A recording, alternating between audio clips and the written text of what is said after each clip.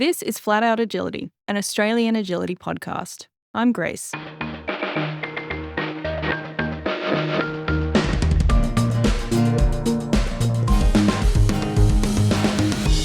Sometimes it can be really hard to figure out what to train next.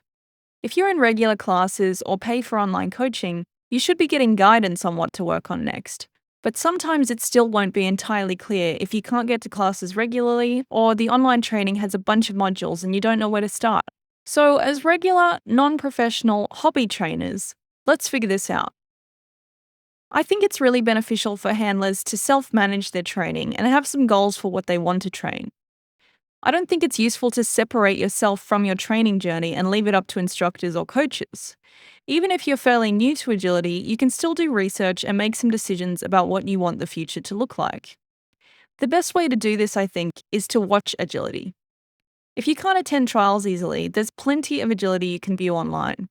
Obviously, there's the big international competitions like Crufts or the European Open or Westminster, but there's also plenty of Facebook groups where people share videos of their agility runs that you can get some inspiration from. Now, obviously, to compete in the sport, your dog needs to know the basics: taking jumps, including the special jumps, running through tunnels, weaving through 12 poles, and negotiating the dog walk, A-frame, and seesaw. These obstacles need to be done without fault in the correct order. That's the basics. What you want to decide next is, how do you want your future agility to look? To do that, you can try asking yourself the following questions. How much running do you want to do? How much time are you willing to put into training? What kind of temperament does your dog have? How fast is your dog? How far away do you want to be from your dog on course? The answers to these questions will help you develop a plan for your handling skills. If you don't want to do a lot of running, you'll need to think about training distance work. But if you don't want to put a lot of time into training, you're going to have to compromise on how much you can achieve. If your dog is a lower arousal kind of dog, you may need to spend more time on building speed and rhythm. If your dog is really fast and always ahead of you, you may want to consider focusing on obstacle commitment as a priority. If you want to be further away from your dog on course, you may need a lot more verbal cues.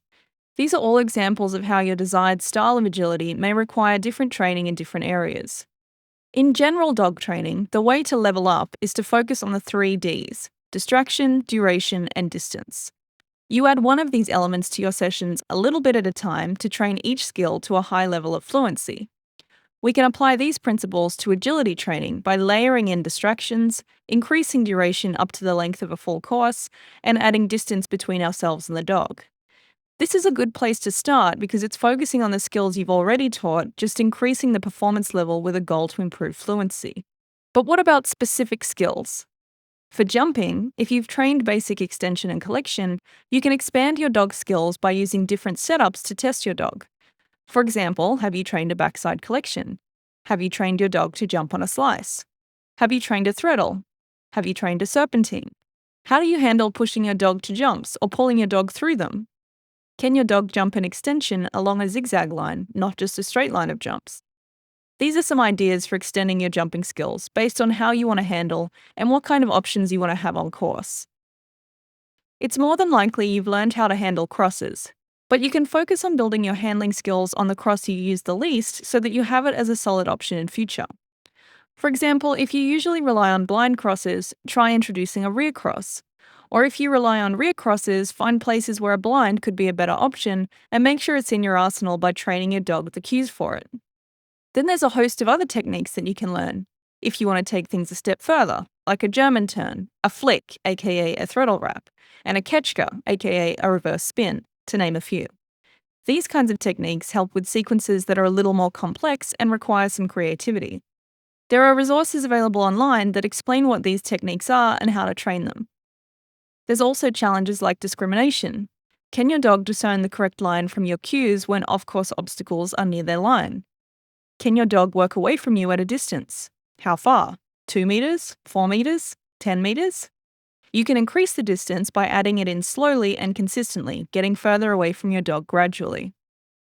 If you've managed to train your dog to weave all 12 poles, you can start to add more complex handling into and out of the weaves, incorporating crosses in different positions.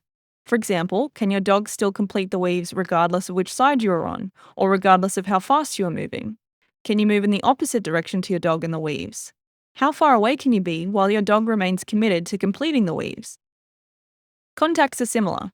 If your dog is performing the contacts to a good basic level, you can advance this training by varying the lines, the entries and the exits, the sequences, your position, and your speed. Tunnels seem like a basic obstacle that most dogs enjoy doing, but you can still layer in difficulty and improve your dog's performance. Focusing on discrimination between the tunnel and other obstacles can level up your agility. Blind tunnel entrances can also be a challenge that you may want to train for. And if you're pretty happy with how your dog is performing and you want to start trialing, there's a whole host of ringside skills that you'll want to train your dog to make the event go easier. Have you trained your dog to wait in case you need to wait in line at a trial? Have you trained a good start line stay? Have you trained a stationing behavior of some kind, like being in a crate or tethered or in a car? Can your dog walk calmly around a busy environment near lots of other people and dogs? Is your dog comfortable with delayed reinforcement for up to a couple of minutes? Can your dog mode switch between high arousal activity and low arousal waiting? Do you have a start routine and an end routine? Do you have a warm-up and cool-down routine? These are the things you'll want to seriously consider having trained in advance before you start trialing. This all sounds like a lot, and it is, I won't lie. Agility is a complicated sport that requires a large number of complex skills. You don't have to learn every possible move to succeed in agility, but if you're training for excellence and looking to improve, there is always something new to learn. But how do you stay on top of it all? This is where you need to plan and track your training in some form. You can do this however you like. You can keep a training journal, or you could take notes on your phone, or you could keep a social media account for this purpose, or use an app. No way is the wrong way, but you do need to find whatever works for you to keep track of what you're doing. It's also best to only focus on a couple of skills at a time, then rotate through them so that you're not overworking your dog on one particular skill. You and your dog are getting some variety in your training, and you're not losing track or getting lost in a mire of endless skills. And finally, to really keep track of your training, you need to do some kind of review procedure. Filming your training is the best option because it means you can review exactly what you did, but note-taking or just reflecting is better than nothing. From your review, you need to determine what to do differently in your next training session, whether that's tweaking something to improve your results if the session didn't go as well as expected, or progressing to the next level in that skill because the session went well. So let's recap. To figure out what to train next, you can look for inspiration from other handlers for new approaches. Think about your ideal future agility runs and how you want them to look, and choose new skills based on that. Proof your current training by adding distance, duration, or distraction. Research new techniques that you might be unfamiliar with. Level up your current skills by varying your position, motion, and handling options. Think about what kind of skills you'll need for trials and focus on those. Keep track of your training through some kind of record-keeping procedure. And review your training to figure out when and where to progress your chosen skills. These are my ideas for figuring out where to take your training as a hobby handler. I've also created a free resource, an agility skills checklist, so you can keep track of what skills you have trained or still want to start training.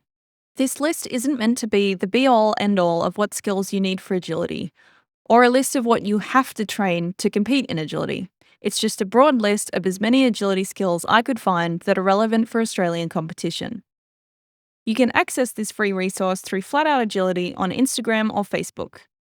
I'd love to hear from you about how you work out what to train next, or if you have any other resources to recommend on this topic.